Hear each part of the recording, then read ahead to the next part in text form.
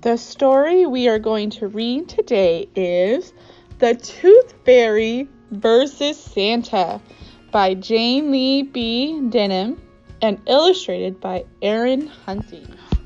Blue had always dreamed of becoming the very first fairy in his family to earn a spot on the Tooth Fairy team. While other young fairies in Toothopia spent their free time at Tooth Day parties, Blue was learning the names of the teeth. And when the others played brush ball games, Blue practiced flying while carrying precious cargo, or trained at the Flitter Flutter gym. There wasn't much time for fun and friends, but when Blue arrived to the Tooth Fairy Command Center, he felt prepared to achieve what he'd worked so hard for. Blue was the first fairy to submit his Tooth Fairy application. Then he aced the Tooth Fairy entrance exam and passed the fitness test with ease. All he could do after that was wait to see if he'd be selected to take the final test that could earn him the official Tooth Fairy status. The next day, a letter from the TF Command Center arrived. Dear Blue, as you know, only one fairy each year is selected to become a Tooth Fairy. After carefully reviewing your application, exam scores, and fitness test results, I'm pleased to inform you that you have been assigned case number 519822 for your final test. Locate and retrieve the client's lost tooth and deliver it back to the command center by midnight. If you are successful, you'll become a member of the Toothopia Tooth Fairy team. If not, you'll be assigned to the polishing department for 1 year. May the floss be with you. Tooth Executive Officer. Case number 519822. Name Vita. Age 5. Lost tooth. Lower central incisor. Address 20 Tusk Lane, Hopesville. Nobody wanted to work in the polishing department. But Blue wasn't worried. He had prepared for this moment. What could go wrong? He entered Vita's address into his tooth locator device and was off.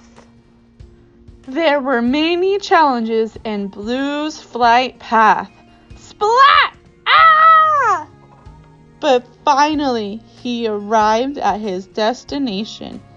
Blue couldn't fit through the keyhole. So he set his pixie dust pen to the magic door setting, drew a fairy-sized entryway, and flew right in. He was admiring the strange decorations when suddenly he heard a clatter coming from the chimney. Blue cautiously took a closer look. He saw rosy cheeks, a fluffy beard, and a perfect set of anterior teeth. You must be Vita's dad, Blue shouted. My name's Blue. I've been assigned to collect your daughter's lost tooth and leave this gift under her pillow. I'm not Vita's dad, Santa chuckled. I'm Santa. And did you say gift? I'm the only one who leaves gifts on Christmas Eve. When is Christmas Eve? Blue asked. Tonight, Santa replied. But please feel free to come back any other night of the year. Blue switched his pixie dust pen to the chalk setting to create a scoreboard. Winner stays, explained Blue. Loser leaves, Santa replied. They shook hands and the competition began. Tooth Fairy 0, Santa 0. They lassoed, they juggled, and they fenced until they knocked over a plate of snacks and noticed Vita's letter. Dear Santa and Tooth Fairy, I'm so excited I lost my first tooth on Christmas Eve. Enjoy the cookies I made for you to share. I hope you can be friends. And please give the carrots to Santa's reindeer. Love, Vita. P.S. Do you like the decoration? I put them up all by myself this year. Santa and Blue realized this night was about more than gifts or teeth. It was about making Vita happy, and to do that, They needed to work as a team. Santa cleaned while Blue decorated.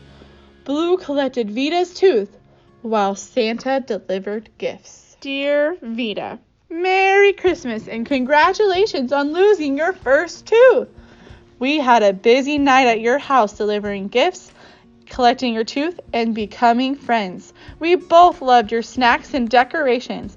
They made our visit to your house extra special. Love, Santa and your tooth fairy, Blue.